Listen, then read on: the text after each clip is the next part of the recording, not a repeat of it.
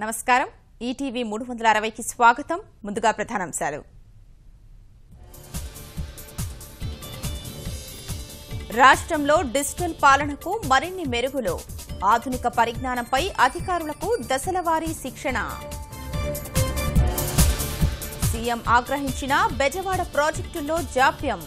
పై వంతెనలు రహదారి పనుల్లో పెరగని వేగం కుంగిపోయిన ప్రకాశం బ్యారేజీ ఆప్రాన్ దిగిపోయిన రాళ్లు నాణ్యతపై అనుమానాలు సౌర పంపు సెట్లపై జీఎస్టీ దెబ్బ పెరిగిన రేట్లతో ఆగిన పంపిణీ ఆందోళనలో అన్నదాతలు గుజరాత్లో పార్టీ ఫిరాయింపులపై ఈసీకి కాంగ్రెస్ ఫిర్యాదు